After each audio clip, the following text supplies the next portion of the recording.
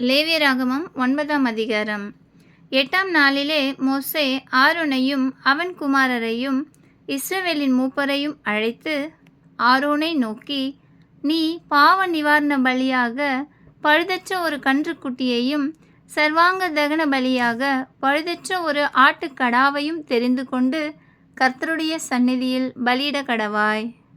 மேலும் இஸ்ரவேல் புத்திரரை நோக்கி, கர்த்தருடைய சந்நிதியில் பலியிடும்படிக்கு நீங்கள் பாவ நிவாரண பலியாக பழுதற்ற ஒரு வெள்ளாட்டுக்கடாவையும் சர்வாங்க தகன பலியாக ஒரு வயதான பழுதற்ற ஒரு கன்றுக்குட்டியையும் ஒரு ஆட்டுக்குட்டியையும் சமாதான பலிகளாக ஒரு காளையையும் ஒரு ஆட்டுக்கடாவையும் எண்ணெயிலே பிசைந்த போஜன பலியையும் கொண்டு வருங்கள்.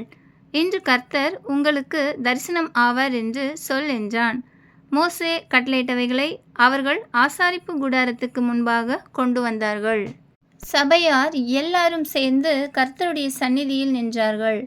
அப்பொழுது மோசே, கர்த்தர் கட்டளையிட்ட இந்த காரியத்தை செய்யுங்கள், கர்த்தருடைய மகிமை உங்களுக்கு காணப்படும் என்றான்.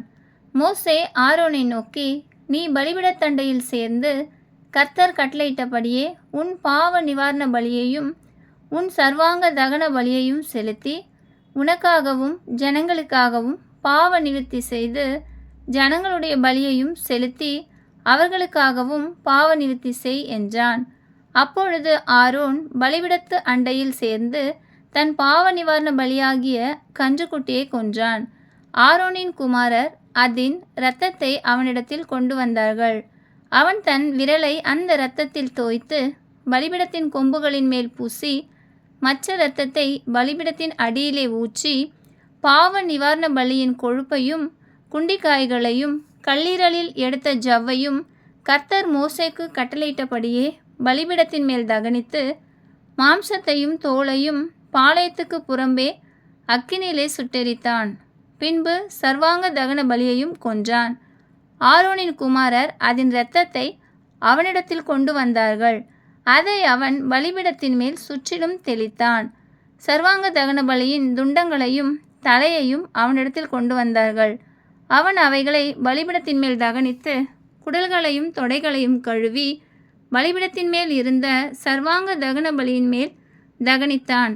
பின்பு அவன் ஜனங்களின் பலியை கொண்டு வந்து ஜனங்களின் பாவ நிவர்த்திக்குரிய வெள்ளாட்டுக்கடாவை கொன்று முந்தினதை பலியிட்டது போல அதை பாவ நிவாரண பலியாக்கி சர்வாங்க தகன பலியையும் கொண்டு வந்து நியமத்தின்படி அதை பலியிட்டு போஜன பலியையும் கொண்டு வந்து அதில் கை நிறைய எடுத்து அதை காலையில் செலுத்தும் சர்வாங்க தகன பலியுடனே பலிபீடத்தின் மேல் தகனித்தான்.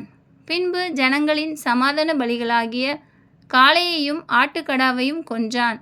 ஆரோனின் குமாரர் அதன் இரத்தத்தை அவனிடத்தில் கொண்டு வந்தார்கள். அவன் அதை பலிபீடத்தின் மேல் சுற்றிலும் தெளித்து காளையிலும் ஆட்டுக்கடாவிலும் எடுத்த கொழுப்பையும் வாளையும் குடல்களை மூடிய ஜவ்வையும் குண்டிக்காய்களையும் கல்லீரலின் மேல் இருந்த ஜவ்வையும் கொண்டு வந்து கொழுப்பை மார்க்கண்டங்களின் மேல் வைத்தார்கள். அந்த கொழுப்பை பலிபீடத்தின் மேல் தகனித்தான். மார்க்கண்டங்களையும் வலது முன்னந்தொடையையும் மோசே கட்டளையிட்டபடியே ஆரோன் கர்த்தருடைய சந்நிதியில் அசைவாட்டும் பலியாக அசைவாட்டினான். பின்பு ஆரோன் ஜனங்களுக்கு நேராக தன் கைகளை உயர்த்தி அவர்களை ஆசீர்வதித்து தான் பாவ நிவாரண பலியையும் சர்வாங்க தகன பலியையும் சமாதான பலிகளையும் செலுத்தின இடத்திலிருந்து இறங்கினான். பின்பு மோசேயும் ஆரோனும் ஆசரிப்பு கூடாரத்துக்குள் பிரவேசித்து வெளியே வந்து ஜனங்களை ஆசீர்வதித்தார்கள். அப்பொழுது கர்த்தருடைய மகிமை சகல ஜனங்களுக்கும் காணப்பட்டது. அன்றியும் கர்த்தருடைய சந்நிதியில் இருந்து அக்கினி புறப்பட்டு பலிபீடத்தின் மேல் இருந்த சர்வாங்க தகன பலியையும் கொழுப்பையும் எரித்துவிட்டது. ஜனங்கள் எல்லாரும் அதை கண்டபோது ஆரவாரித்து முகங்குப்புற விழுந்தார்கள். ஆமென்.